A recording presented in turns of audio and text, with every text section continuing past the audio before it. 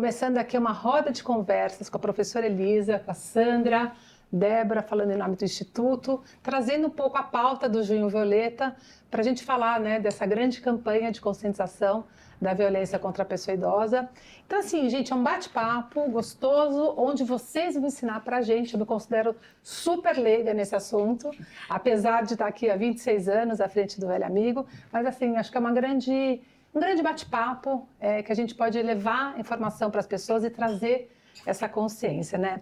Sandra, eu vou começar falando com você, perguntando quais são hoje os principais desafios do Brasil no combate à violência contra a pessoa idosa e de que forma você acredita que a campanha do Junho Violeta tem ajudado a trazer esse tema com mais consciência para o grande público em geral. Primeiramente, obrigada por esse convite, estar na companhia de todas vocês. É importante que a gente dê visibilidade, né? A visibilidade para essa causa, que é a garantia de direitos da pessoa idosa. Aonde ela está afiançada e garantida? No Estatuto da Pessoa Idosa. Ah, tá bom, então está na lei, mas como que fazemos isso? A sociedade está envelhecendo, o país está envelhecendo rapidamente e não se percebe esse espaço. Qual é o papel da pessoa idosa? Então nós temos que ter campanhas. Essa campanha é muito importante, Regininha, para dar visibilidade. E uma das questões é que estão chamando de invisibilidade estrutural.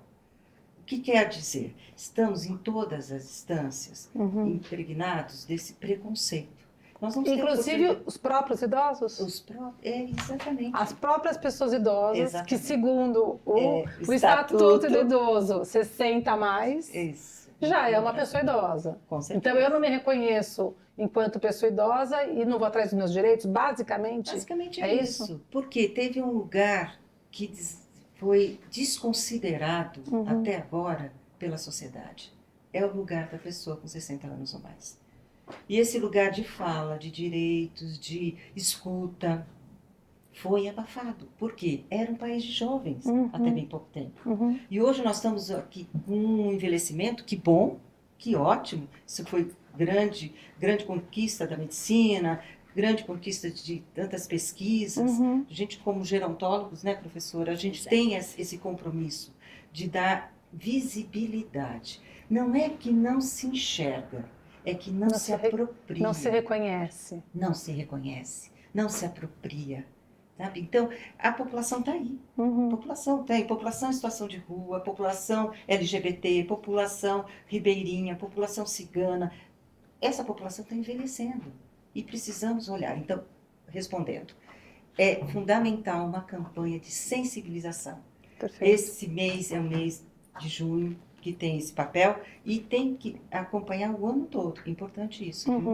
Você acha, então, que isso essa falta de se reconhecer, isso é um dos fatos que mais impede o enfrentamento eficaz mesmo dessa campanha de fazer chegar na população, da população se reconhecer, né? Será que não tem que ressignificar a palavra velho? Será que, né, eu acho que esse preconceito é contra esta palavra? Por que velho tem que ser, né, essa coisa pejorativa? Né? Tem um estigma dessa palavra. Né? Se falar assim, eu tenho esse casaco, mas por que eu vou jogar fora? Porque ele está velho. Porque tá velho. A gente vai falar porque ele está potente, porque ele sabe das coisas. Exato. Ou é vintage.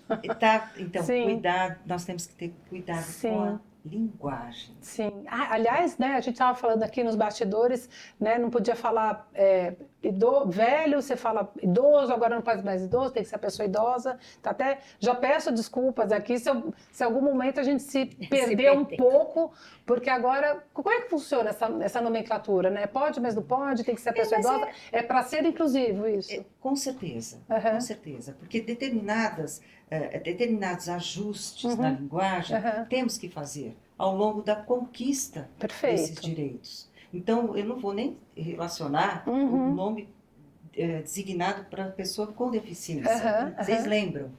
Hoje, sim, é verdade. Tá? Então, eu estive no Instituto João Clemente há 2 semanas atrás e vi, né, a evolução da antiga PAI para agora o Instituto João Clemente e fala-se muito disso. Temos que olhar também para essas questões da linguagem, porque a linguagem exclui.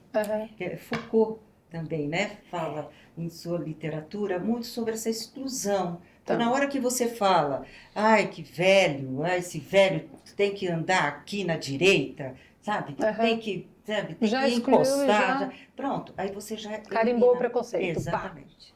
Então, muito cuidado. Então, o que você acha, assim, então, se a gente pudesse falar, qual que é o grande papel do Junho Violeta para realmente garantir e proteger os direitos da pessoa idosa? Dar visibilidade.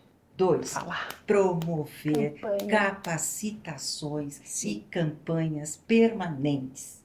Nós temos que fazer esse giro do preconceito, mas isso não se gira, né, professora? Não se gira rapidamente. Isso você tem que introjetar no seu olhar, como a Organização Mundial de Saúde tem falado, né, nessa campanha. Mudar o olhar, mudar como que você pensa sobre o envelhecimento, como que você avalia, mesmo que seja em silêncio. Na hora que você olha assim, aquela senhora ali já podia, né? Está fazendo hora extra. E a gente, enquanto sociedade civil, a gente tem... quais são as políticas públicas, os programas referentes, que são referências positivas deles? Porque, assim, eu acho que eu conheço Disque 100, mas tem outras que a gente não sabe. Você está falando de denúncias? De denúncia, quer dizer, eu vi uma coisa contra uma pessoa idosa. De que forma que eu posso ajudar? Eu acredito que denunciando, né? Sim. Porque a gente estava... Enfim, a gente sabe que, infelizmente, acho que a grande maioria dos casos... né, acontece dentro de casa. Sim. Então, dificilmente um idoso vai denunciar um filho. Mas se o vizinho escutou alguma coisa ou está vendo, quais são esses canais para realmente que trazem essa referência positiva na questão de denúncias, de saber que aquele idoso vai ser, enfim, atendido nessa queixa? Pois é, nós temos o Disque 100 módulo idoso. Funciona. Funciona e todos os dados que eu até coletei, os dados aqui... Maravilhosa, a gente vai postar tudo para vocês. Mas o mais importante é que seja feita a denúncia.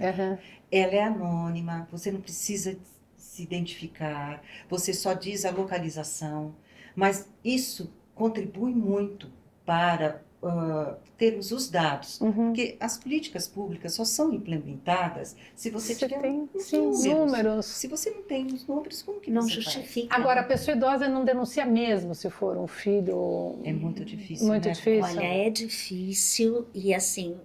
a gente não pode nem criticar, porque de alguma forma, pensa bem, você perdeu, quando você sofre uma violência, você é coisificado, você perdeu o seu papel dentro daquela família, que é uma família que você tem relações. E isso é muito difícil. E dependendo do abuso, que aqui, gente, a gente está falando de violência física, né? Mas existem milhões de outros tipos. Então, de repente, aquela pessoa idosa que está recebendo aquela violência, se bobear, ele acredita que ele é tão inútil quanto esse filho ou essa nora vão estar detonando essa pessoa. Então, eu acho que ele nem se sente confiante para chegar e fazer uma denúncia. De repente eu devo merecer. Será que rola isso? Na verdade, eu acho que também ainda existe uma visão social da violência como sendo a violência física, né? Só pouco mais a psicológica hoje em dia, mas ainda é pouco. A gente discute pouco, por exemplo, violência financeira, e ela é intradomiciliar e extradomiciliar também, né? A gente discute pouco as questões de negligência, abandono, a gente discute pouquíssimo a violência institucional, que é uma coisa extremamente importante, principalmente na área da saúde. Então, eu penso que ainda há um desconhecimento do que é a violência e do que é a violência contra a pessoa idosa. Pela parte da pessoa idosa, o que também justifica um pouco menos de denúncia, como pelo que está vendo, né? Porque às vezes acha, não, mas ela tem demência, ela gritou, tudo bem, né? E aí vai.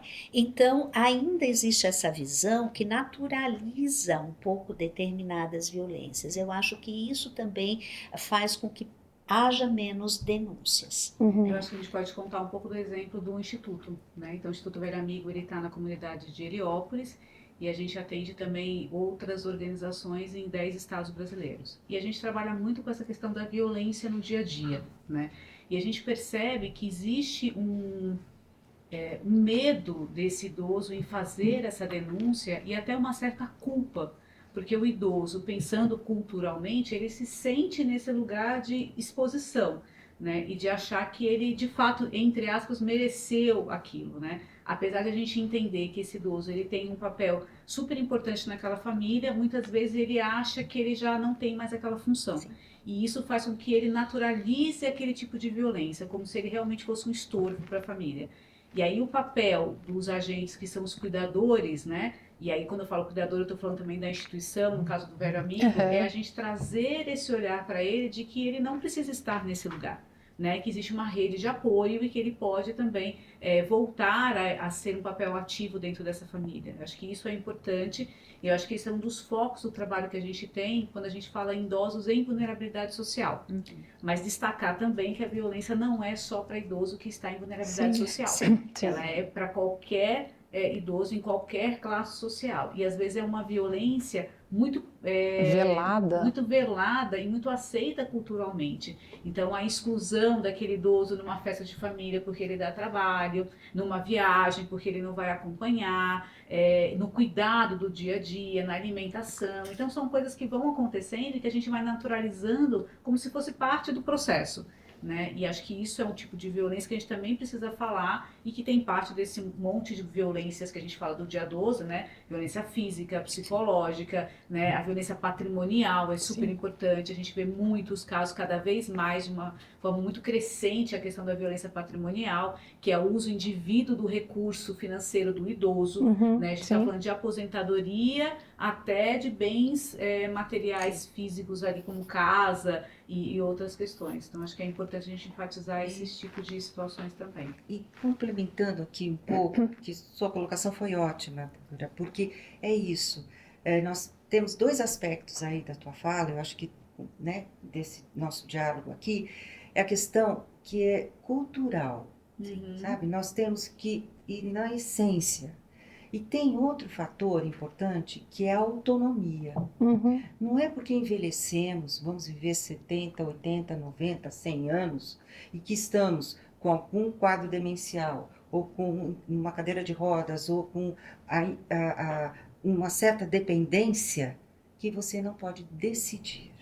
Eu acho que isso é importante, Sandra, porque assim, existe uma confusão de independência e autonomia. Exatamente. Então, o idoso ele tem um problema de mobilidade, tá? Talvez ele não seja independente para algumas coisas físicas, mas ele não perdeu a sua autonomia. Exato. Né? E aí a autonomia é algo que muitas vezes a maior parte dos idosos pode levar para o resto da vida. Sim. Né? Inclusive a autonomia de como ser tratado, de como ele vai tratar uma doença, etc. E isso é muito confundido. Na hora que a pessoa pede algum tipo de independência, e a independência, mobilidade física, automaticamente a família já entende que ele não é mais autônomo. Sim. Né, para tomar não só decisão. a família, tá? Os agentes que têm que cuidar dessa pessoa.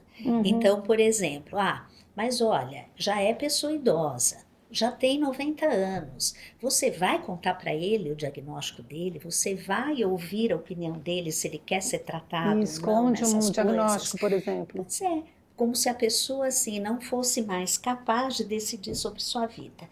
E ela continua capaz de decidir. Aquele sobre médico sua que a pessoa idosa vai no médico, ele conversa com a fala. filha, né? Exatamente, exatamente. Muito comum, né? Muito comum. Que loucura. Né? A gente fez uma pesquisa lá na região do Heliópolis e várias das pessoas idosas que a gente entrevistaram Falaram isso? Olha, a gente vai nos serviços de saúde e os nossos sintomas não são valorizados. Por quê? Porque isso é coisa de velho. Isso toda pessoa idosa tem. Sim. Imagina, não se preocupa com isso. Imagina que eu vou contar, né? Preciso discutir. E isso é muito ruim, porque você reforça o estereotipo de que a pessoa idosa, ela se torna incapaz. Como se eu fizesse assim, 60 anos, pronto. Hoje eu sou capaz. Há 59, 11 meses. Quando eu faço 60, eu deixo de ser capaz. E não é bem assim. Né? Então, eu acho bem importante Graças a Deus, essas né? questões. A gente está envelhecendo tão melhor e com tantas, né? Possibilidades. E as nossas potencialidades. Até nós desconhecemos. Puxa, eu não sabia que eu era capaz de fazer tal coisa. Quantas coisas a gente fez pela primeira vez, depois dos 50, depois dos 60, depois dos 70. Você se descobre. Maravilhoso. Né? Isso é muito bom. Estamos cheios de relatos de pessoas idosas com 80 anos, 90 anos. Né? Cora Coralina lançou o primeiro livro aos 65 anos. Tenho chance. Quero fazer um livro, mas tem hora que eu falo, gente, quanta bobagem que eu estou escrevendo. sei. Não. Mas vamos inspirar nisso, vamos Não inspirar. é, porque são A possibilidades. gente tem que se reinventar e as pessoas estão se reinventando, né? E isso que é o fascínio da vida, né? Sim. Só que tem esses preconceitos que atrapalham demais Sim. e vão fragilizando a pessoa. Ela vai se embotando. Acho que talvez o próprio preconceito seja eu me olhar no espelho e falar, cara, eu tô incrível com 59 anos e não sei quantos meses, ou 60, ou 70, né? Acho que talvez esse poder tenha que vir da própria... É individual, né? A pessoa tem que ver a sua potência, independente da idade. Com certeza. Mas Não é fácil. Peraí, culturalmente... vamos falar uma coisa também. Não é fácil envelhecer.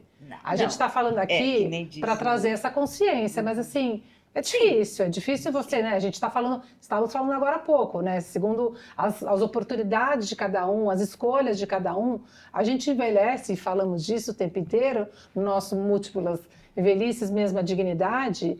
Quer dizer, a dignidade para a pessoa que nasceu, né, no Jardins é uma. A que nasceu lá no... Grajaú.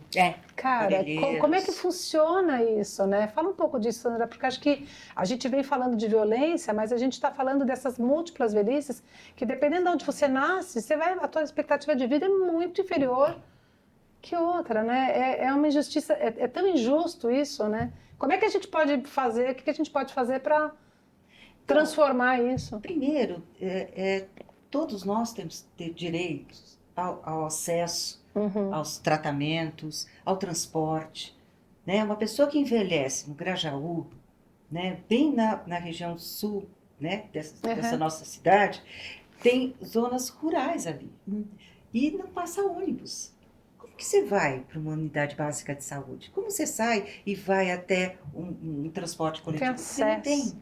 Isso tudo vai comprometendo a qualidade de vida, a saúde, a interação, a participação em núcleos de convivência de idosos, como esse que vocês têm, né, lá em Heliópolis. Então, tudo isso mostra que se você não tiver uma sociedade, uma política pública que garanta esse processo de envelhecimento, morre-se antes mesmo. Então, eu vou pegar a sua pergunta. Se a gente não tiver as políticas públicas, uma campanha dessa visibilidade, né? A gente vem tentando falar cada vez mais sobre o Junho Violeta, né? Todo mundo sabe do Outubro Rosa, do Novembro Azul. Você fala, mas Junho Violeta, né? O que é? Então a gente vem batendo, nós e nossa rede de pessoas que lutamos por esse envelhecimento mais digno e mais saudável, essa longevidade saudável. Como é que a gente pode pegar uma campanha dessa, Junho Violeta, onde a gente fala no dia 15 de junho, que é o dia da consciência mundial da violência, né, da conscientização da violência contra a pessoa idosa.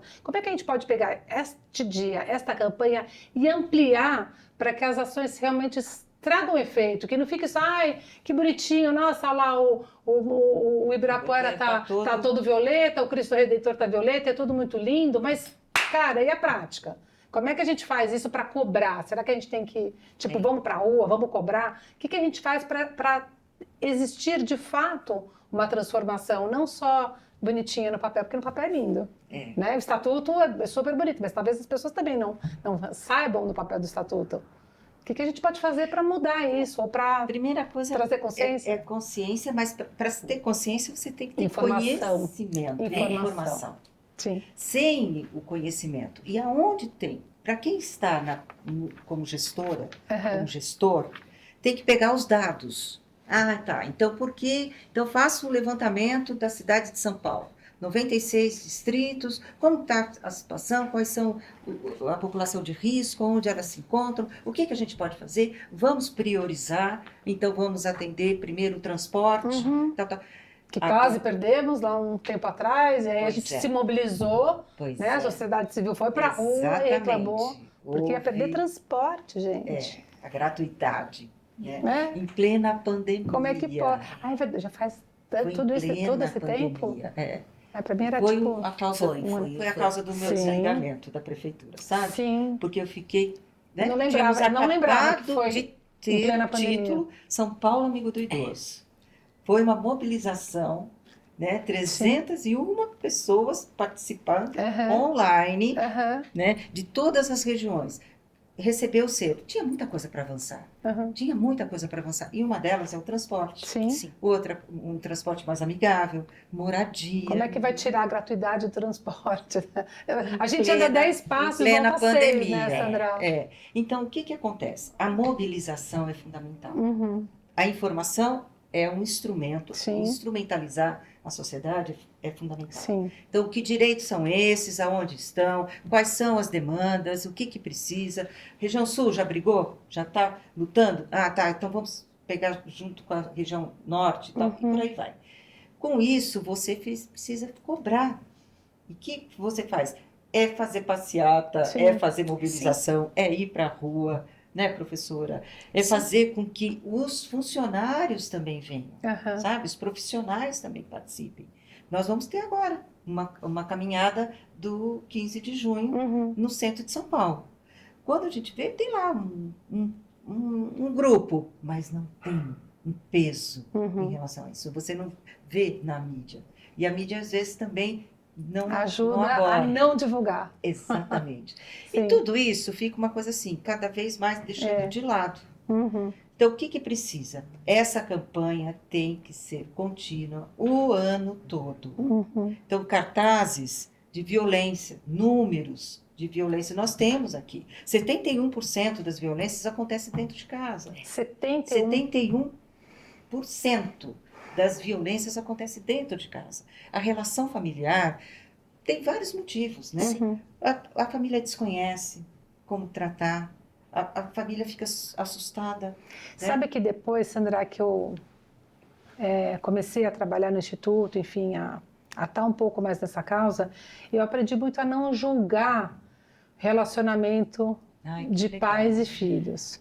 Porque, graças a Deus, assim, eu venho de uma família muito abundante de amor, onde, para mim, isso não... Quer dizer, como é que você vai... Né? A gente aprende a não julgar, mas a gente também não pode esquecer dessas relações que, né? O que esses pais fizeram para os filhos? Quer dizer, é de enlouquecer, né? Porque é muita informação, é muita coisa. A gente está mexendo, né, com a nossa psicóloga aqui também, que você está falando de relações que são complexas e tóxicas.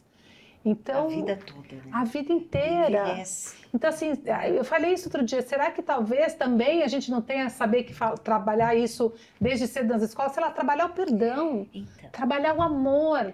Elisa, você, como é que funciona isso na prática com os seus alunos, por exemplo? Porque o que a gente observa, né? A gente observa que a gente está passando alguns momentos sociais em que determinados valores, eles não são mais tão importantes como eram, né? A gente sempre brinca que a gente envelhece como viveu, né? Um jargão gerontológico, mas é muito isso.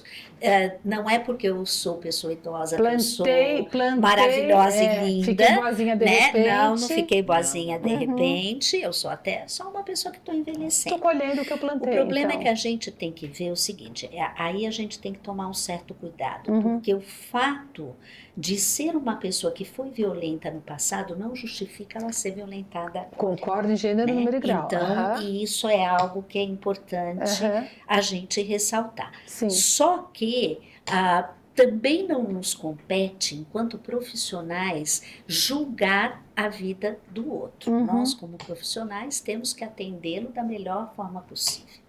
O que a gente observa? A gente fez um levantamento com um grupo grande de nutricionistas, estudantes de nutrição e estudantes de medicina sobre a presença de idadismo. Né? Explica o que é idadismo. Idadismo é o preconceito contra a pessoa idosa. E foi assim brutal. Por quê? Porque essas pessoas, durante a sua formação, elas são expostas a que pessoa idosa? A pessoa idosa acamada, a pessoa idosa que está muito doente. Enfim, eles não conseguem ver o envelhecimento de outra forma. Tá?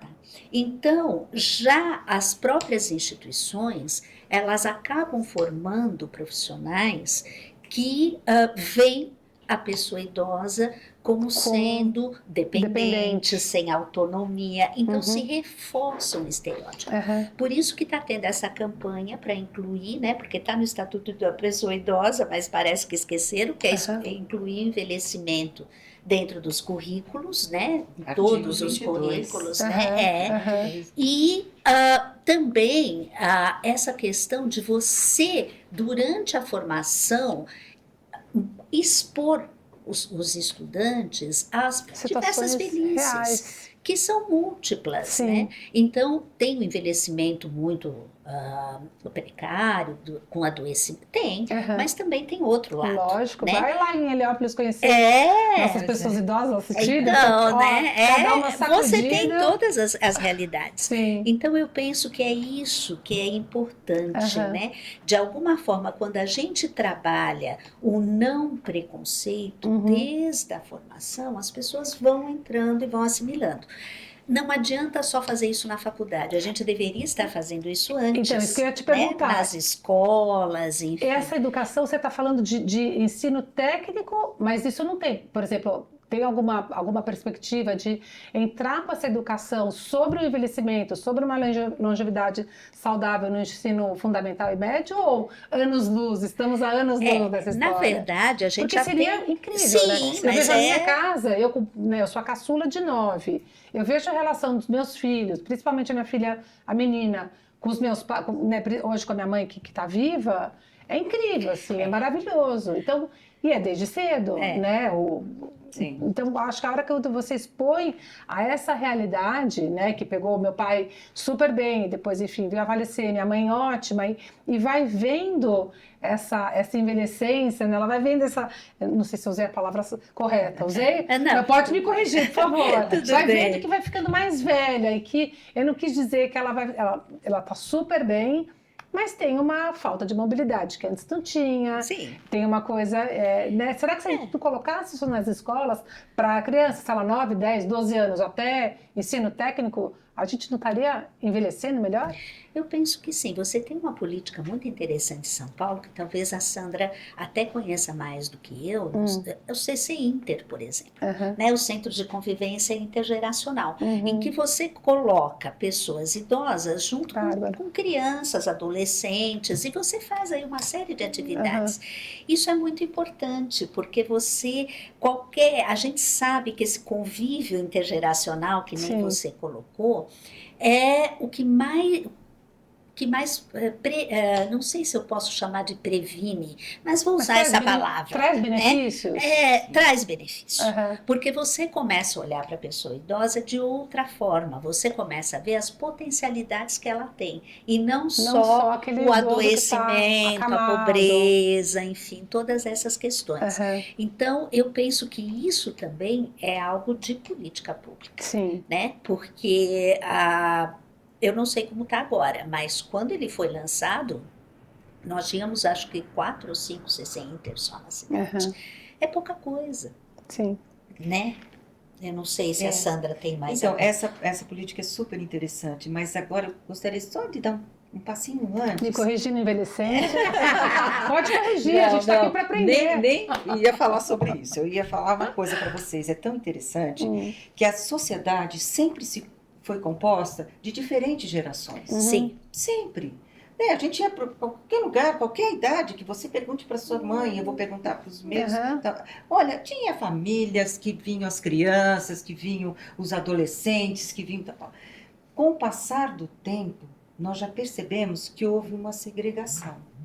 Mas, sabe? Mas será que a cidade de São Paulo também não ajuda esse idoso a sair de casa? Não, aí é outra questão. Desculpa, achei que você estava falando dessa eu tenho facilidade dessa questão. Como nós nos tornamos idadistas? Nós não nascemos idadistas. Isso, a gente vai quando a gente fala preconceituoso. Não nascemos, eu estou me reportando, criança. Tá? A criança convive na escola com a população negra, com a população com deficiência, com a população... Tem agora as crianças que estão fazendo outras orientações, e a escola está assumindo a condução disso junto com os pais. Olha que bacana. Sim. É isso. Mas vem uma cultura perversa que exclui, que afasta aparta socialmente. Isso dificulta você sair de casa, já de livre e espontânea vontade. Quando sai, cai na calçada que está quebrada. Cai na calçada. Quando você sai, você não é... tem cadeira de roda, por não que tem... esse idoso está saindo de casa agora para pegar o ônibus e descer no próximo ponto? Eu tô atrasado, ponto? ele está cruzando a rua, sei lá, né? Exatamente. Eu já tomo cada buzinaço. Nossa, e eu moro numa região de altos e baixos, em Perdizes. Então, muitos deles é uma população grande de idosos em Perdizes. Aí ele pega o ônibus aqui e desce no outro ponto. Claro, mas é uma subida. Sim. E o motorista fica... Já faz cara feia. Parece aquela coisa, lembra? Eu tive educação moral e cívica na escola. Não dá vontade de ter umas coisas assim de novo, que você volta, não sei, a ensinar coisas básicas para esses jovens. Uma das experiências que nós temos é promover a empatia. Como que você sensibiliza o outro? Então, nós fizemos uma grande campanha lá em 2017, 2018, com os motoristas de ônibus. Sim. E aí eles colocaram aquela roupa, lembra? Você fica mais mobilidade, sem baixa. Encostamos 3 ônibus ali. Colocou alguma coisa para eles não enxergar tão bem? Colocamos aquele óculos de natação. E foi bem aceito? Como é que foi? Foi muito legal. Eram 100 motoristas e cobradores. Olha, ali. Foi um impacto. E vocês perceberam uma empatia maior depois dessa campanha? Nossa, foi uma resposta. Que e legal. Um compromisso deles. E nós tivemos ali a gente podia fazer, né? A gente pode fazer uma sensibilização. Claro que pode. Nossa, e você adoraria. sabe como que nós fizemos também? Acho que vale a pena compartilhar. Sim. Porque foi marcante para mim e para todos. Nós convidamos os pais deles. Uau! E eles não sabiam. Ah, que lindo! Então nós fomos lá com uma van, pegamos várias vans. Pegamos os pais às 6 horas da manhã. E aí muitos deles depois falaram, por isso que a senhora saiu tão cedo de casa? Como assim? E nós colocamos num salão. Que bárbaro. E aí vem a voz da mãe ou do pai falando, quando eu entro no ônibus, eu tenho tanta dificuldade, quando arranca, sabe? Sentiu na pele. Aí eles se olhavam e falavam assim, é a minha mãe que está falando. E eles ficavam sem entender. Aí nós abrimos e eles saíram. Nossa, deve ter sido emocionante, assim. E os motoristas, muitos falaram, eu me comprometo. Mãe, eu me comprometo. Às vezes a gente até faz errado porque, quer dizer, não é, de novo, não é uma desculpa. Mas às vezes acho que por ignorância, você está num ritmo mais acelerado e você não olha, você não está presente, mas aí não está olhando para aquela pessoa. Valeria a pena, porque estavam ali, diante dessa cena, maravilhoso. Todo o tempo, o secretário de transporte e a secretária de direitos humanos e a coordenadora da pessoa idosa também. No caso sou eu. Na verdade, você então, muda o olhar. Pois né? Eles estão importantíssimo, porque assim, essa pauta da academia. Nem sempre o gestor como é que está essa interface entre o que a academia traz de estudo nem sempre o gestor e aponta o que chega de fato para essa pessoa idosa que está sendo assistida no serviço público? Tem uma conversa, tem uma interface entre tudo que é experimentado e deixa de estudado fazer coisas, com essa pessoa idosa. A interface, a gente tem que lembrar assim, né, que a academia, ela é um tripé, extensão, pesquisa e ensino, né? Não adianta eu ensinar se eu não tiver um contexto, porque a pessoa só tem ensino sem o contexto social, ela não vai, né? E aí, na parte da pesquisa e extensão, a gente tem que lembrar que toda pesquisa, ela tem uma função social, então ela tem que voltar para a comunidade, porque a comunidade não deu os dados para a gente só publicar e mais nada, né? Então, a gente tem procurado essa volta, né? E a gente tem tido umas experiências muito ricas, né? Vou falar de novo da região do Heliópolis, porque é onde a gente trabalha mais, né? Mas também não foi só lá. Em que a gente pôde, de alguma forma, através das pesquisas, contribuir para a melhora da atenção, vou chamar assim, porque não na atenção médica, mas na atenção como todo à pessoa idosa, né? Melhor compreensão do que acontecia naquele território. A gente tem que lembrar que a nossa identidade é feita nos territórios, né? É ali que a gente tem a cultura, é ali que a gente tem os valores, né? E se você não compreende, se o serviço não compreende muito bem o território, que ele atende, ele vai oferecer o que ele acha que é importante, mas não o que talvez fosse necessário para aquele território. Então, eu penso que a academia ela pode ajudar com essa necessidade, né? Eu acredito muito na função social da academia e acho que a pesquisa se encaixa nisso. É bom para o serviço, é bom para o território, mas é bom para o aluno também, porque aí ele vai ampliar o olhar que ele tem sobre envelhecimento, ele vai conviver com outras pessoas, enfim. E como é que esses alunos estão lidando com essa população que está envelhecendo de uma forma mais potente, ativa? Exatamente. Como é que está sendo isso? Olha, tem sido muito interessante, porque as falas dos alunos são muito significativas, né? Eles sempre comentam, nossa, eu nunca... Porque, assim, até para contextualizar, eles são alunos de uma instituição que é uma instituição que as duas instituições, né, que a gente trabalha, elas são confessionais, mas uma delas recebe alunos de classe média alta. E aí a gente os leva para o território, é uma realidade que eles nunca viram, né? E isso muda a forma de pensar, né? Porque aí você consegue entender o quanto aquelas condições de vida e trabalho afetam o envelhecimento. E que não é uma questão da pessoa idosa querer ou não querer, às vezes ela até quer, mas ela não pode, não consegue, não tem o acesso, né? Que foi o que a gente discutiu antes. Então eu penso que isso é muito importante para eles. Inclusive, né? eu vou puxar isso, que você mencionou a Política Nacional de Cuidados. O que é isso? É meio cuidando de quem cuida? Aliás, quem cuida de quem cuida? Acho que é uma boa pergunta. Quem cuida de quem cuida? Cada vez mais a gente vê. A gente tem uma tradição na Latinoamérica do cuidado familiar. A gente tem, né, essa questão. E hoje a gente sabe que as mulheres, elas são a maior força de trabalho do cuidado, de maneira geral. Né? Não só da pessoa idosa, mas do cuidado de maneira geral. Né? Se a gente não cuidar de quem cuida, às vezes, quem está sendo cuidado vai ficar sem cuidador. E a gente pode, esse cuidador sobrecarregado, você pode ter violências, né? Então, é importante cuidar de quem cuida. E a política, ela vem primeiro para mostrar o seguinte, ó, tem um monte de gente cuidando e vocês não estão dando valor a esse cuidado, porque é um cuidado invisível, que nem a violência lá intradomiciliar que a gente falou. Então, é um cuidado silenciosa, né? E tá lá, né, no dar banho, no lavar a roupa, no dar alimentação, e também ninguém olha para esse cuidador e fala, meu Deus, o que você deixou de fazer para poder estar aqui nessa situação de cuidado, né? Nós temos uma cultura que impõe à mulher o papel de cuidadora, né? Então é meio que natural, né? Vou pôr entre aspas assim, que a mulher seja cuidadora e especificamente, por exemplo, se a família tem, a gente vê N situações, então é a ex-mulher que está cuidando do ex-marido. Muito isso. Porque a ex-mulher que vai, que no fim até, sei lá, de repente tem uma traição, não sei o que, o cara ficou velho, ficou doente.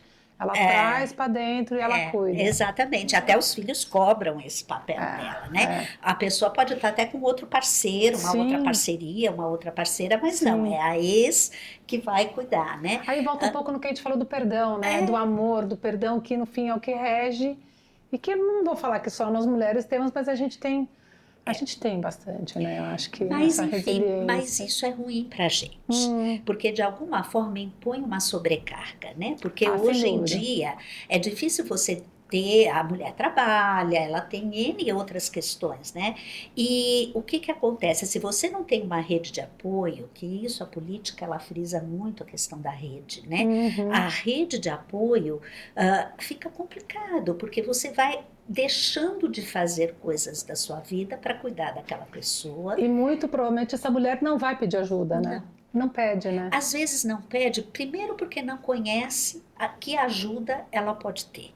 Né? Que eu acho que isso que a política pode ajudar bastante. Olha, nós estamos aqui e temos essa rede, né? Há um desconhecimento. Por quê? Porque isso nunca foi trabalhado antes, então é importante. Até pode ter vergonha, né? A gente estava falando disso, eu tenho vergonha de pedir ajuda. Não, porque na verdade como é que eu não dou conta dessa mãe que cuidou de mim a vida inteira, sei lá. Exatamente, você tem questões complexas, né? Sim. E eu acho que é essa questão do desconhecimento da rede de apoio, e também algumas famílias acabam, pela sua própria dinâmica, sobrecarregando uma das Geralmente pessoas, né? sim.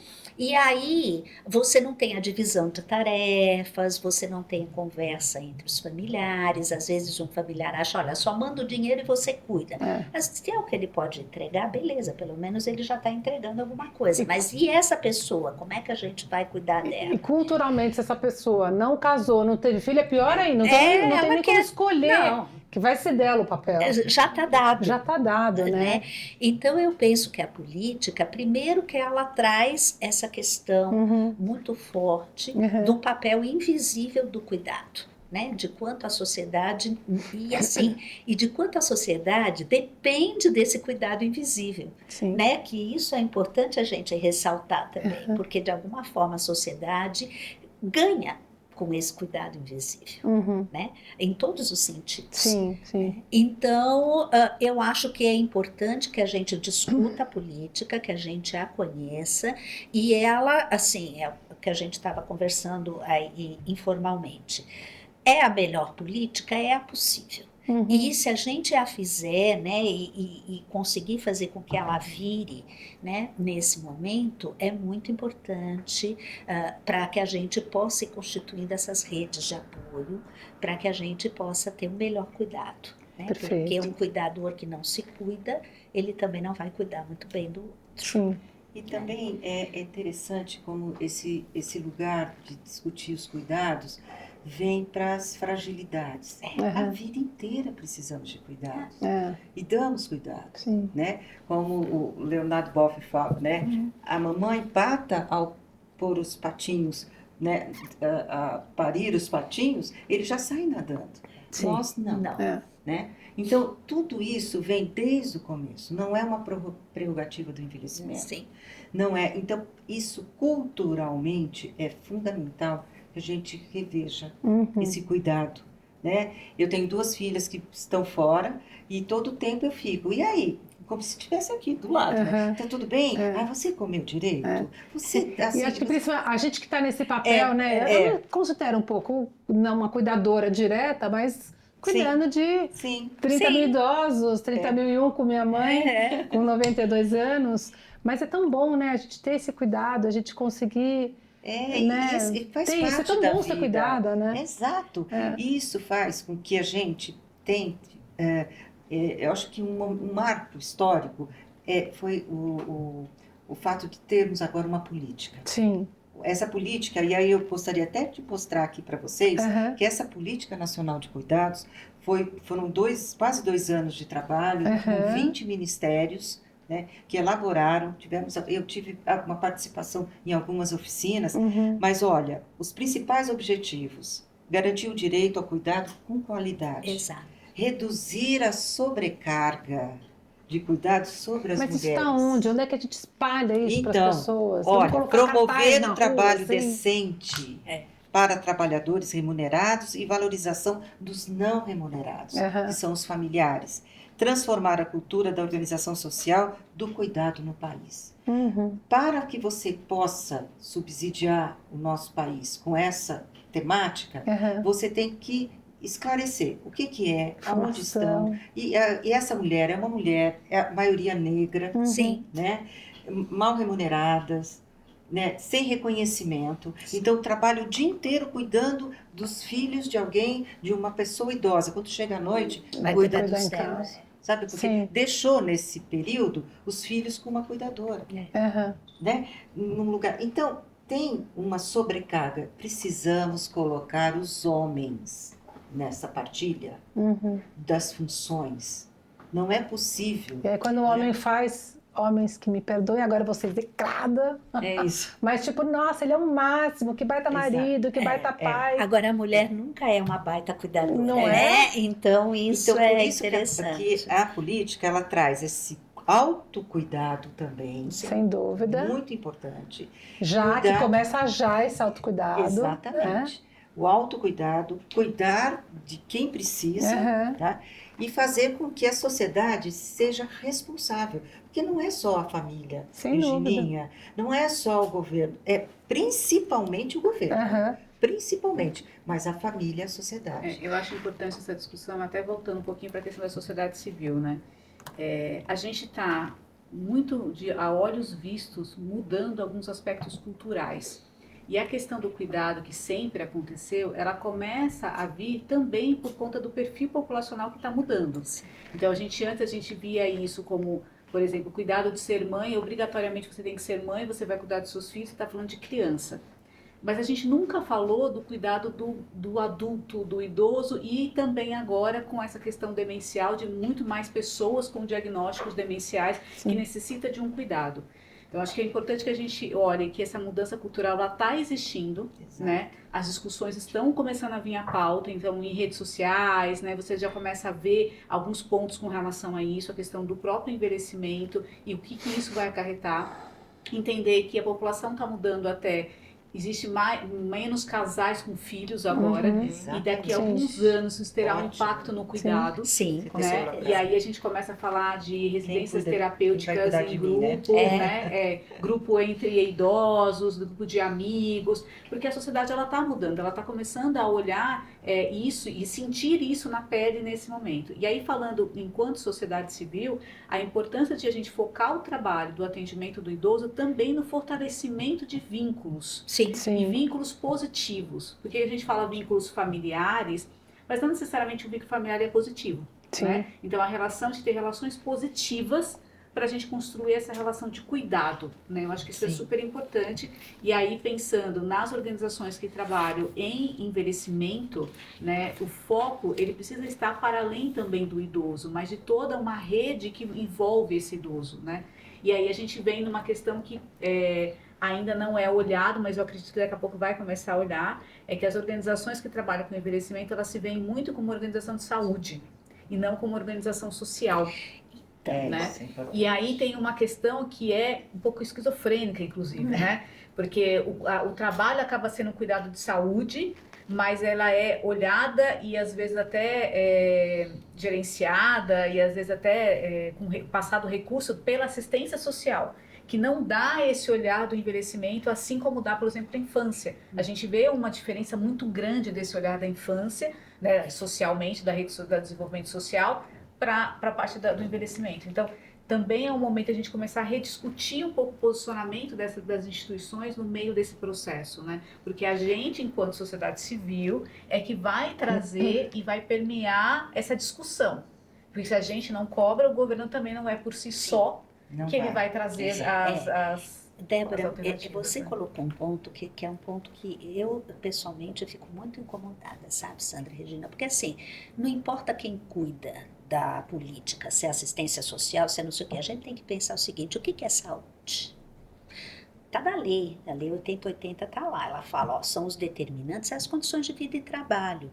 Condições de vida e trabalho é o quê? Moradia, lazer, alimentação, atividade física, é tudo, né? Enquanto a gente aqui no Brasil fica brigando, não é assistência social que vai cuidar, não é a saúde que vai cuidar, vira um terreno de ninguém cuida. Não sei se eu me fiz clara. Super. Né?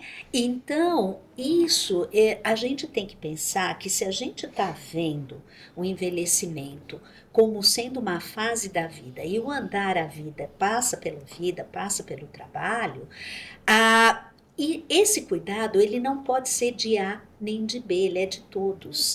E a gente ainda não chegou nessa intersetorialidade. Né? É um coletivo. Exatamente. É coletivo o envelhecimento. Exatamente. E aí a gente fica numas brigas, né? É sócio-sanitário. Não, é só... Parece aquelas coisas que a gente vê por aí. E você não briga, né? Cadê o todo, gente? Vamos pensar no todo. Exatamente. Né? A gente ainda está... Você trouxe muito bem isso. A gente ainda está devendo, penso eu, quando penso nas políticas de pessoa idosa na prática, a gente ainda está devendo essa intersetorialidade. Sim. Né? A gente ainda não faz isso muito bem. Agora, Elisa, qual que é a competência que todo profissional que trabalha com envelhecimento tem que ter? Ou deveria ter? Tem que As famosas soft deveria. skills, não é? Na verdade, Quais eu penso que é empatia e compaixão. Tá? Sim, isso A empatia, todo mundo fala, todo mundo fala de empatia, tal. Mas todo mundo fala, mas nem sempre pratica. Mas é mais do que empatia, porque empatia eu me coloco no lugar do outro. A gente Compaixão é mais além. não consegue fazer essa experiência aí de colocar essa roupa e fazer todo mundo. Imagina metade da população pegar esses Veja, jovens. o que aconteceu aí é não isso. foi só empatia, foi mais do que isso. Sim. Então, é assim, todo profissional tem emoções, todo mundo tem emoções. Quando a gente se coloca, não, eu não vou me emocionar, eu não vou me afetar, né, os Mas aí afetos. você morre, né? Desliga. Não vou me afetar com isso, Não, né? aí não dá para cuidar de gente. Aí não dá tem pra cuidar. como. Exatamente. Não tem como. Então eu penso que é esse passo que a gente tem que dar, né? São os afetos, é a compaixão mesmo, né? Então, como essa pessoa vive e no que eu posso auxiliar dentro das necessidades dessa pessoa e não do que eu acho, mas do que ela precisa. Eu acho que essa é a melhor competência que a gente pode passar para os profissionais. E também seria o desafio principal na formação de um profissional? Sim, porque eu vou trazer para o meu lugar de fala, que é o médico. Perfeito. Né? A gente ainda tem um currículo que prioriza a técnica. E eu falo isso para os alunos, você pode ser um excelente técnico médico, até a IA tem feito coisas melhores do que a gente, mas você vai ser médico? Porque uma coisa é ser tecnólogo da medicina, outra coisa é você ser médico. Ninguém procura um médico para passar férias. Sim. Você vai no médico, algum sofrimento você tem. Nem que você não perceba, eu só vou fazer um check-up. Por que você está fazendo check-up? Alguma coisa tem, né? Então, você vai no momento de vulnerabilidade, de fragilidade, como a Sandra mesmo comentou. Se você tem uma pessoa que não te escuta, que não te olha e que te vê só enquanto uma doença, não vai rolar. Mas, de novo, é complexo, né? Porque acho que a pessoa que coloca essa barreira até para não, sei lá, não desabar na frente de um diagnóstico. Ou de... Mas é o que eu falo, são as emoções. Mas como é o limiar, né? A gente trabalha muito um conceito na saúde coletiva e na medicina de família e comunidade, que é assim, para o autoconhecimento, que a Sandra também trouxe um pouquinho disso, né? Porque assim, eu vou ter emoções. Sim. Não tem como não tê-las, né? Mas como eu vou reconhecê-las dentro de mim? E aí eu vou fazer um link, por exemplo, com os estereótipos contra a pessoa idosa. Você os tem. Se você não os reconhece, como é que você vai mudá-los? Né? É um pouco isso. Então, passa por isso também, né? Passa pelo autoconhecimento, passa por você usar N ferramentas que a gente tem hoje em dia para você poder proporcionar um cuidado mais, eu não gosto muito dessa palavra, mas vou usar, humanizado, porque humanos todos somos, né? Mas vocês me compreendem. Um olhar para o outro que seja um olhar mais compassivo, né? Eu acho que isso é importante fazer. É fácil? Não. Não é. Porque não é treinado desde cedo, né? Então, a gente quando recebe na universidade, você recebe um aluno que passou por um vestibular, ele passa, eu falo que é uma máquina de moer carne, né? Se você olhar para o último ano do ensino médio vestibular, é um horror, né? A competição, o que é cobrado dele, enfim. Então ele chega dessa forma. Como é que você vai mudar isso, né? Então tem que ser algo que você possa fazer isso ao longo do tempo também. E com a prática também, né? Eu acho que você estava falando um pouco antes, assim, as vivências, você colocar esses estudantes em contato com as pessoas, né? Vivenciando casos reais. Sim. Eu não sei, eu acredito muito na potência desse. Mas eu acho que é a única forma de fazer. Porque senão fica no blá blá blá blá blá, a gente esquece. Na hora que você está no olho no olho é diferente. Não tem livro que passe essa experiência de você estar lá e cuidar e ver um sorriso, né? Esse aspecto, né, eu acrescentaria também algo que o professor Paulo Freire nos ensinou, a amorosidade. Né? Então, tudo isso faz com que o profissional se torne mais sensível à causa, que tenha escuta e que possa, de fato, olhar. Né? Que é uma coisa elementar, né? Básica, olhar. Muitas vezes não olham. Né? E eu gostaria também de enaltecer, dando continuidade ao que você está falando, professora, sobre essa questão da gerontologia. Todos os profissionais deveriam ter esse espaço de formação em gerontologia, que é o estudo do processo de envelhecimento. Então, desde do atendimento, né, no comércio, desde o profissional da arquitetura, o profissional da engenharia, o Sim. advogado, o psicólogo, a fonoaudióloga, Uhum. a médica, jornalista, todas as Sim. áreas precisavam ter esse espaço de aprender e compreender o processo de envelhecimento. Porque hoje nós temos a gerontologia, reconhecidamente uma titulação importante para todos nós, né? Então isso faz com que também você perceba, e eu tenho muita esperança. Eu também. Eu também. Acho que esperançar para mim assim é um... Eu também tenho. Tenho uma esperança. Eu também tenho. Porque dando as aulas, né? Eu também tenho, senão eu não estava aqui há 26 anos, né? mas é porque é isso mesmo, sabe? Sim. Você também vê os jovens. Sim. Hoje, é muito legal. Né? Depois a gente vai fazer uma filmagem só dos bastidores. Só tem jovens só aqui. tem jovens. Só tem jovens aqui. Então é muito lindo, assim, acho que ver isso até por, né? Então somos esperançosos. Somos. Que bom estaríamos aqui. Que bom que estamos aqui, né? De novo agradecendo a presença de vocês. A gente vai caminhando aí para o final do nosso bate-papo, mas eu quero puxar um pouquinho da Débora, né? Que o Instituto vem trabalhando há 26 anos nessa pauta do envelhecimento. Débora, fala um pouco para o pessoal que está em casa, assim, como é que o Velho Amigo vem trabalhando para ser essa referência, né, hoje nacional, a gente está em 10 estados, para trabalhar esse tema do envelhecimento. Acho que dá um panorama, assim, do Instituto. Acho que o Instituto ele vem trabalhando fortemente a questão de ser ponte para outras organizações, né? Eu acho que diferentemente de outras organizações que trabalham para prestar serviços, né? A gente tende a olhar aquilo que está naquela comunidade e tentar legitimar aquilo que está sendo já feito naquela comunidade. Então, garantindo que a gente consiga, inclusive, respeitar a questão da regionalidade.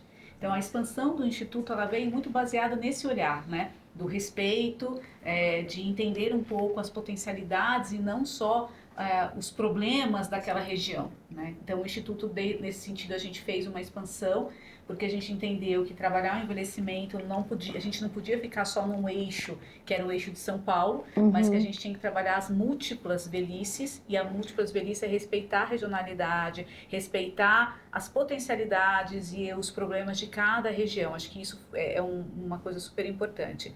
Nisso, fortemente a gente trabalha a questão do fortalecimento da rede, né? Então, acho que o que uma organização trabalha, para que ela trabalha, né? Ela sempre trabalha para deixar de existir. No dia que a gente parar de existir e falar, não é mais necessário o seu trabalho, estamos com o papel concluído, né? Chegamos e não queremos mais. A gente sabe que isso ainda está distante para acontecer, né? Mas a nossa ideia é que a gente consiga fortalecer cada vez mais essa rede, né? Então, acho que o Instituto ele trabalha nisso, ser ponte e fortalecimento de rede. E quais você acha que são os principais desafios e também as oportunidades? A gente fala muito da época do Covid, né? Que foi aquele caos, mas que mostrou para todo mundo, né? Parece que colocou um foco na pessoa idosa, assim, né? Acho que todo momento de crise traz um momento de luz e sombra, de oportunidade. Então, eu acho que o momento da Covid foi quando a população entendeu que os idosos era um perfil de vulnerabilidade. As pessoas não entendiam o idoso como vulnerabilidade. Tanto é que quando você falava de causa social, você não ouvia falar sobre pessoas idosas, então era só sobre crianças, jovens, mulheres, mas não falava de pessoas idosas. Quando veio enfrentei isso quando eu comecei, porque eu tinha esse olhar para a pessoa idosa, né? De novo, ser caçula de 9, pais mais velhos, né? Eu tinha uma coisa com os idosos e, cara, não tinha, assim, acho que nada. Isso que a gente faz de ser ponte não existia. Quer dizer, tinha instituição de longa permanência, ou eu desconhecia, mas quando eu fui entender um pouco do que existia, assim, era 9 em cada 10 com ensino profissionalizante, com crianças, com jovens, então... até mesmo porque acho que esse é o desafio, que a sociedade se sensibilize, que trabalhar com a causa do envelhecimento não é uma causa sem impacto. Porque quando você procura os investidores e você leva a causa do envelhecimento, geralmente eles falam, pô, mas da criança eu consigo enxergar o impacto daqui 10 anos, ela ainda vai ter uma vida pela frente. Do idoso, qual é o impacto? Né? E aí será que é um pouco não querer se colocar nesse papel? Tipo, não vai envelhecer, né? A gente estava falando muito disso. A gente tem uma cultura da juventude, né? Então, que a gente quer ser eternamente jovem. Acho que tem uma questão da falta de empatia, se colocar nesse lugar. E eu sempre falo isso porque, assim, quando você vai falar sobre criança, e aí você fala que a criança é vulnerável, você automaticamente assimila que ela é vulnerável, porque a gente já foi criança. Sim. Então a gente já sabe das vulnerabilidades de ser criança. Nem todo mundo é idoso e não passou por isso, então a gente não sabe da vulnerabilidade de ser idoso. Então, essa experiência que a Sandra trouxe de fazer com que eles sintam algumas questões na pele, Sim. é se colocar nesse lugar de vulnerabilidade, que é muito difícil para a população, de um modo geral, fazer isso. Né? Então, um desafio é que as pessoas olhem para essa causa como algo de impacto. Né? Então, a gente vai viver muito mais tempo envelhecendo do que adoecendo. Né? Então, isso é um movimento de impacto. Então, acho que isso é um desafio. A oportunidade é, querendo ou não, queremos nós ou não, a população está envelhecendo, né? Vamos ter que enfrentar desafios, os desafios sociais vão ser cada vez maiores.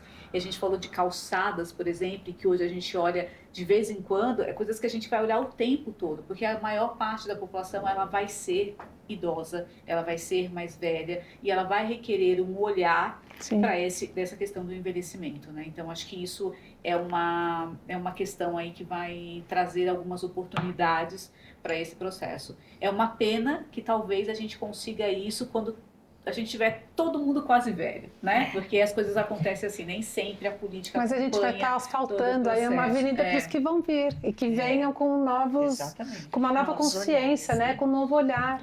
Então, acho que tudo isso que a gente falou agora, do currículo escolar, né, da sensibilização da comunidade, de trazer políticas, novas políticas e trazer isso à pauta, à discussão. Quando a gente fala do tal do advocacy, né, de a gente fazer essa incidência, é importante para a construção desse caminho. Sem dúvida. Né? Porque se a gente não levar a pauta, essa discussão... Quando eles forem avós, eles falam, olha, o velho amigo lutou muito para a gente chegar até aqui. É verdade. Sim, é fazer uma conta básica, né? Em 2050, nós vamos ser a maioria de idosos.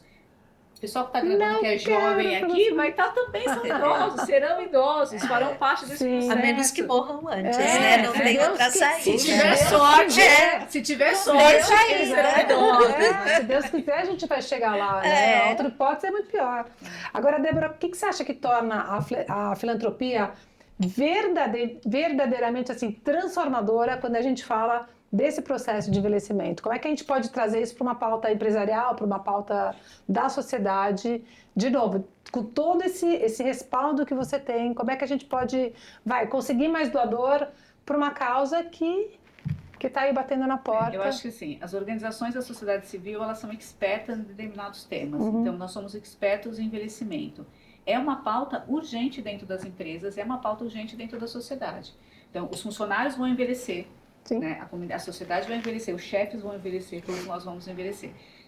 Como trabalhar com isso? Então, a gente, como sociedade civil, e fazendo parte dessa situação, a gente pode trazer referenciais para como é que eles podem trabalhar com isso dentro das suas empresas, né? E aí fazer com que eles também incluam dentro do seu comitê de diversidade a diversidade etária. Porque eu acho que a gente vê isso muito claramente, a gente que tem muito contato com a empresa, que existe lá o departamento de diversidade, mas a diversidade etária não está lá dentro. Sim. Né? E aí a gente precisa lembrar que a gente não está falando que a causa do envelhecimento ela é a mais importante de todas. Mas ela a permeia causa, todas, ela né? passa por todas. É transversal. Então, a mulher que envelhece, o homem negro vai envelhecer, LGBTQI+AP vai envelhecer, né? E cada um deles vão trazer coisas específicas dessa natureza, dessa minoria, dessa situação, e que vai precisar de um olhar diversificado. Então, é importante que esses comitês de diversidade também incluam essa diversidade etária dentro do processo. Sim. Bom, eu vou para a nossa última pergunta, que eu gostaria um pouco da visão de todas vocês. O Instituto tem pensado muito nessa ideia de regeneração geracional, quer dizer, um movimento de reconstruir, justamente o que a gente estava falando, os vínculos entre as gerações e criar uma cultura de mais escuta, de uma presença, de uma troca entre os jovens e os idosos. Na visão de vocês, como é que as instituições e as políticas públicas podem ajudar a fortalecer essa reconexão dessas gerações aqui no Brasil? Copiando o modelo de fora, olhando para o que já existe, que tem coisa pra caramba. O que a gente pode fazer para realmente assim, ver uma nova geração aí que venha com uma cultura realmente de acolhimento, de trazer essas pessoas para perto, de escutar, né? Às vezes a gente escuta para responder, né? O que a gente tem que fazer enquanto sociedade para sermos melhores? Eu queria compartilhar com vocês, assim, que na minha opinião é a participação social e a inclusão de todos os segmentos. Explicando melhor, vai fazer alguma atividade?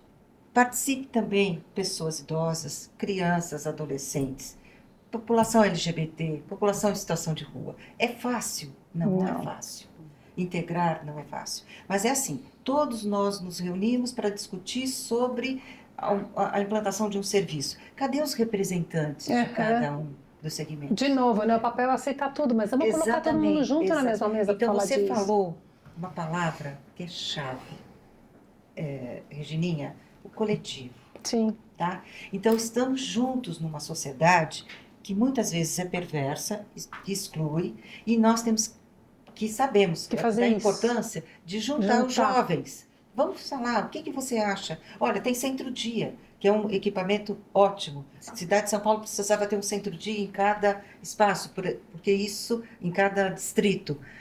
E tem 25. Um núcleo de convivência do idoso, Regina Costa, em cada bairro de São Paulo. Minimamente. Sabe? Núcleo de convivência de idosos. A convivência.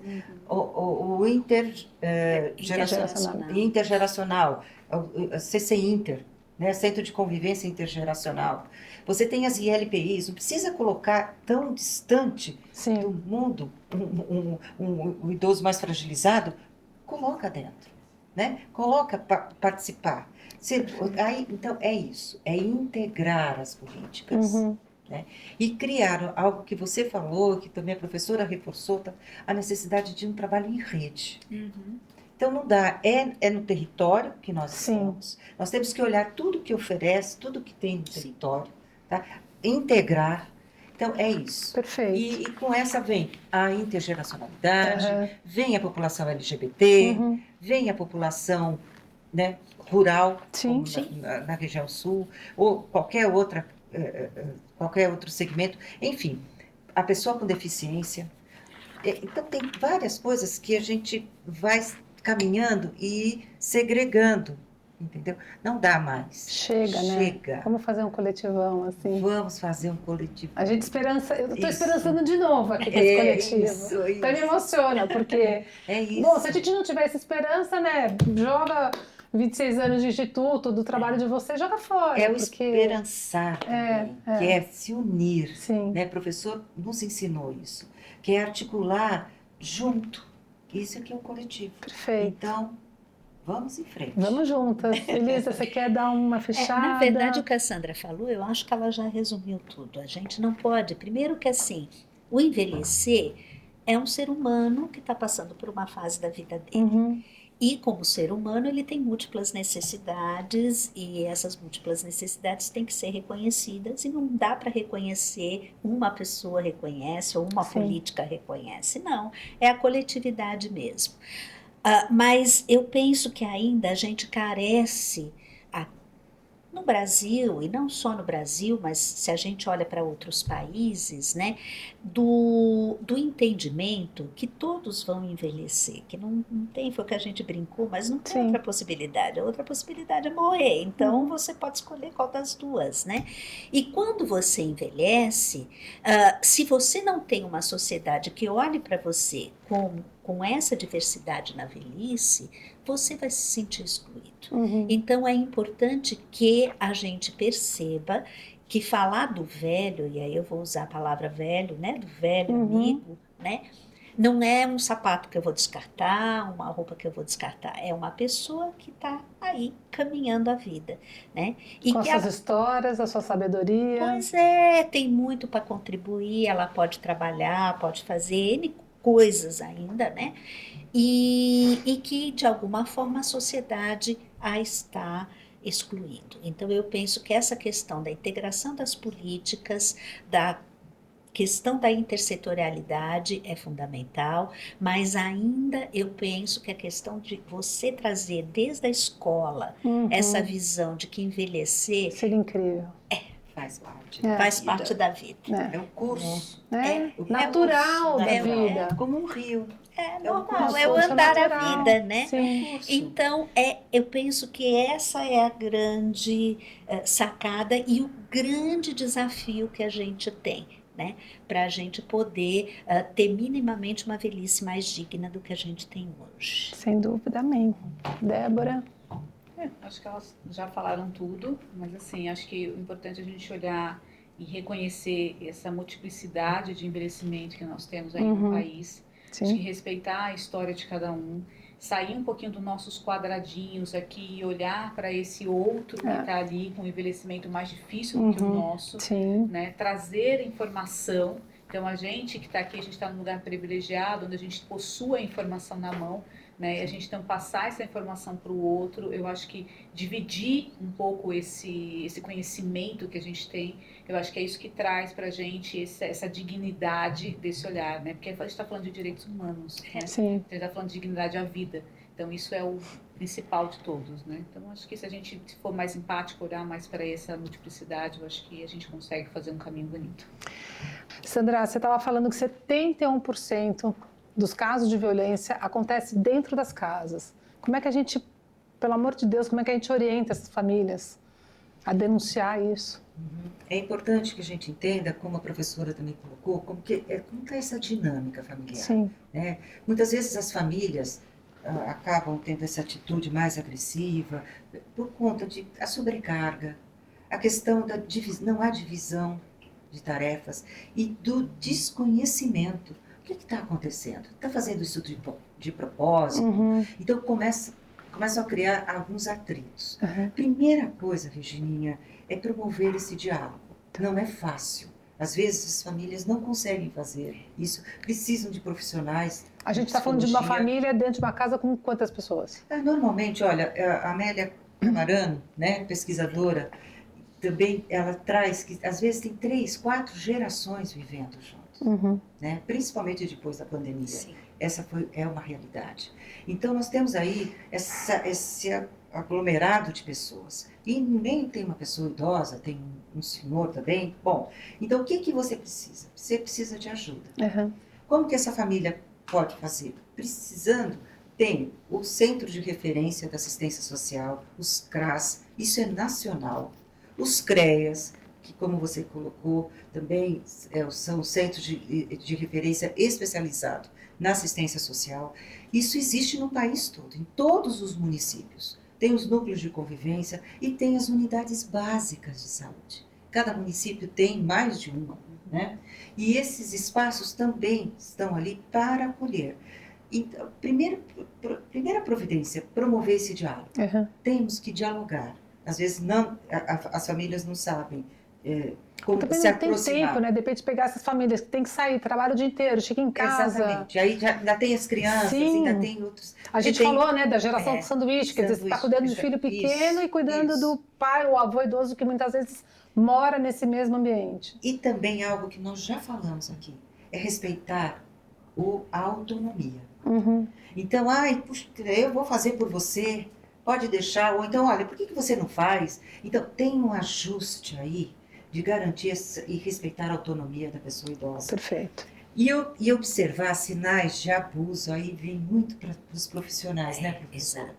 É isso que a gente também precisa sinalizar, que os profissionais têm que olhar essas expressões dos idosos, de medo, de afastamento do grupo, tem aí um comportamento sinalizando atitudes violentas. E buscar, sim, o apoio profissional. Teve uma das falas que nós tivemos aqui, muito boa, falando da estrutura emocional dos profissionais. Sim. Todas as aulas que eu dou, professora, eu falo da importância de psicoterapia. Sim. Para os estudantes, para os profissionais. Porque muitas vezes você se embola um pouco na análise ali. Sim, né? as histórias se misturam, se repetem. Exatamente. A transferência, né, do que eu passei para o que eu vou. Exatamente. Complexo. Tem um limite, tem a empatia. Sim. Mas você tem que ter estrutura psíquica para acolher. Eu, como fonoaudióloga, fiz muito atendimento domiciliar. Você entra na casa do paciente, da pessoa idosa, e você já não olha, não pode isso, não pode aquilo, como que é a dinâmica. Não, você vai observar. Bom, mas agora voltando à questão familiar. Isso é muito grave, isso é um problema de saúde pública. Essa questão também das violências sofridas dentro de casa. São situações veladas. 71% dos casos de violência são dentro, silenciosas e dentro das próprias casas. Exatamente. E olha, eu não sei, me parece que se for mais a miúde... Dos que denunciam, né? Dos que se sabe, é verdade. Porque tem o patrimonial, sim, subiu demais os índices dessas relações, porque as pessoas idosas às vezes vão compensar. Tá cuidando de mim? Deixa eu fazer um empréstimo consignado para comprar uma moto, comprar um carro, sabe? E aí os parentes vão abusando um pouquinho? Sim, né? Então tem várias frentes aí que a gente tocou aqui, mas o importante é saber que muitas vezes as famílias não querem tratar os seus idosos de forma inadequada. Então vamos repetir os tipos de abuso. A gente mas falamos muito de violência física. Então, tem o patrimonial, tem psicológico, que tem a ver com idadismo, tá? Que é o preconceito. Você também tem a autoviolência, né? É algo assim, é auto-infligida, né? Na verdade, a gente tem notado, só um ganchinho, um aumento do suicídio, como a gente estava comentando, nas pessoas idosas, principalmente acima de 80, né? Acima de 75, 80 anos. Então, a violência auto-infligida é algo a ser muito visto. E a negligência, a violência institucional. Explica a diferença de negligência e abandono. Então, não é a mesma coisa? Não é. Aí eu vou deixar com a palavra quem manja muito, porque eu fico chutando aí. Negligência é omissão. É omissão. Você não faz porque não quer. Então, tem essa negligência pública também. De órgãos públicos. Quando a gente, falamos das calçadas. Isso. Quer dizer, a gente pode falar que a negligência, a pessoa está presente, mas não faz. Mas está lá, a pessoa está lá, mas não quer fazer. É omissão. Pronto. Tá? Pronto, é isso. E o abandono... E o abandono... abandono mesmo. Você se desliga da pessoa, você não cuida. Então, coloca instituição de longa permanência, nunca mais vai visitar. Sim. Muito comum isso. Né? E é triste. Muito triste, os relatos das pessoas idosas. Sem dúvida. Que se sentem todos... totalmente abandonados. Sim. Isso é difícil. Então, por isso, ter um território amigável à pessoa idosa, ter uma família que vai se estruturando para acompanhar esse processo de envelhecimento, que saiba incluir nas reuniões, nas festas, compartilhar ter essa escuta com mais das decisões, atenção, Regininha, sabe? As decisões familiares. Sim. Qual é a sua opinião em relação a isso? Eu também concordo. Então vamos fazer o que... Incluir, né? Sabe? É outra coisa. Você se sente com um sentimento de pertencimento participativo. Então, a chave mesmo é essa questão das orientações. Né? Perfeito. Essa orientação não se sinta como se fosse a única família que está passando por isso. Todos nós desconhecemos o processo de envelhecimento. Sim. Até nós que estamos envelhecendo. Sim. Sabe? Então a gente tem que estudar. Hoje existe uma ciência, pesquisas inúmeras. A professora está aqui, já citou algumas pesquisas. E é isso mesmo. Hoje não temos mais o eu acho. Sim. Eu acho. Ou então eu gosto tanto de velhinhos. Sim, mas não consigo fazer um trabalho voluntário com velhinho. Entendeu? E aí você escuta essas coisas e você fala, não, peraí. Por isso que acho que a causa tem que bater no coração, né? A gente fala muito disso. Não adianta falar, acho tão fofo. Ela fala isso, eu já devo ter lido e estou replicando, achando que eu estou inventando. Mas é isso, se não falar no coração, gente, não vai. Não há serviço voluntário que perpetue se você não tiver isso que fale no teu coração, que você fala, cara, não pode estar bom se estiver bom só para mim, eu vou fazer a transformação que eu consigo, né, na verdade. Acho que quando eu comecei lá 26 anos atrás, era até quase um sofrimento, porque você quer realmente, né, mais jovem, você quer transformar o mundo e você fala, não, eu dou conta de ir até aqui, e tá tudo bem. Bom, é isso. Então, quando a gente fala de violência contra a pessoa idosa, é claro que o Junho Violeta é uma grande campanha que vem à nossa cabeça, isso com razão. Ela dá visibilidade nacional ao tema, que conecta com o Dia Mundial da Conscientização da Violência contra a Pessoa Idosa e nos ajuda a abrir conversas como esta, que muitas vezes ficam escondidas dentro das próprias casas. Mas o importante é lembrar que, além dessa campanha do Junho Violeta, o Brasil também conta com políticas públicas que funcionam, gente, o ano inteiro. O Disque Denúncia, por exemplo, como a gente falou aqui, é um canal que qualquer pessoa pode usar para denunciar essa violação de direitos humanos, inclusive contra as pessoas idosas. Tem também o CREAS, que é o Centro de Referência Especializado de Assistência Social, que oferece apoio psicossocial e orientação a idosos em situação de risco ou violência. E também algumas cidades têm delegacias especializadas só para idosos, como é o caso de Araçatuba, Goiânia, Fortaleza e também algumas regiões aqui na capital do estado de São Paulo, como Jabaquara, Perdizes, Santo Amaro, além de outras regiões. Então, informem-se, a gente vai colocar tudo isso para vocês mastigadinho. Não dá para fingir que não está vendo. Denuncie.